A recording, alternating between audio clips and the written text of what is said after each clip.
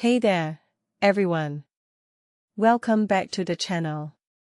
Today, we are diving into a topic that's both fascinating and a bit concerning: how Europe's drought is highlighting the vulnerabilities of fossil fuels, particularly in Poland. Now, this might not seem like a big deal at first, but stick with me, and you'll see why this is a huge deal. So, let's get into it. First off, let's talk about what's happening in Poland.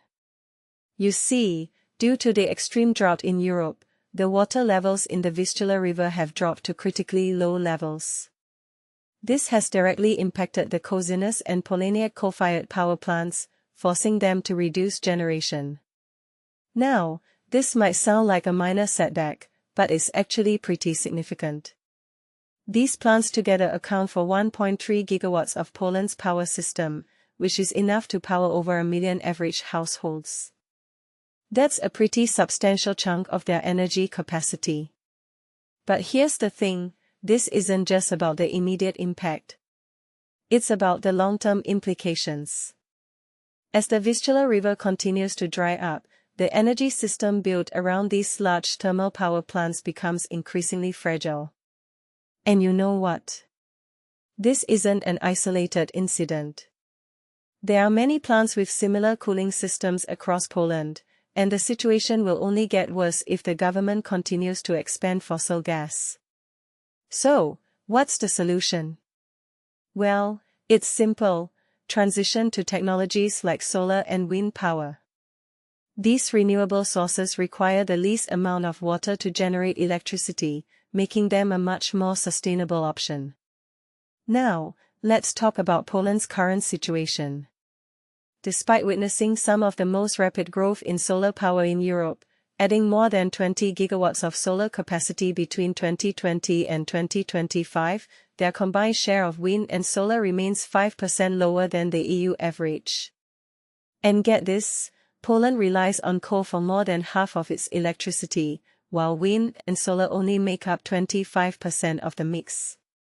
That's a huge disparity, and it's not just about the environmental impact. It's about the economic and social implications as well. According to energy think tank Amber, Poland aims for 51% of renewable electricity generation and 64 gigawatts of renewable capacity by 2030. But here's the catch: their coal addiction is proving difficult to shake. As heatwaves and droughts become more severe, it's becoming increasingly clear that fossil fuel-based energy systems are not resilient. And you know what? Coal plants are paying the price for the problems they created. As Kasia Siniowska, a campaigner at Beyond Fossil Fuels, says, coal plants are paying the price for the problems they created. Now, let's zoom out and look at the bigger picture.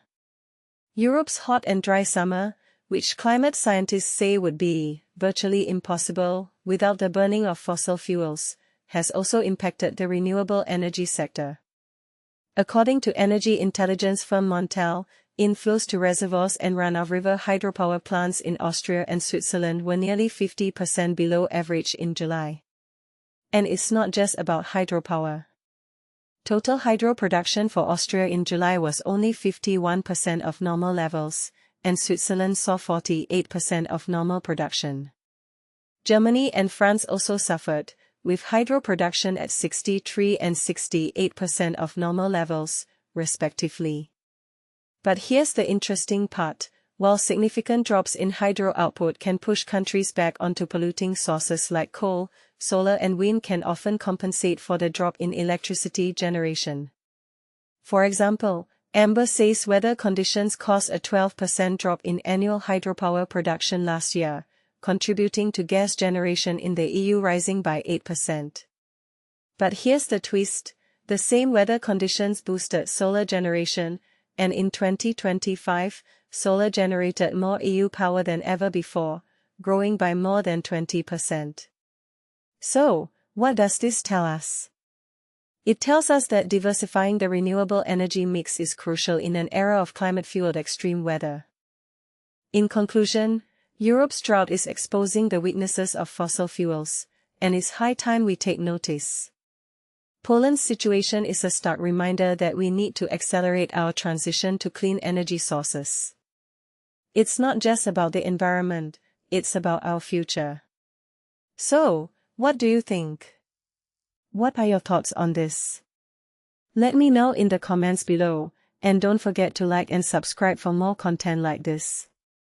Thanks for watching, and I'll see you next time.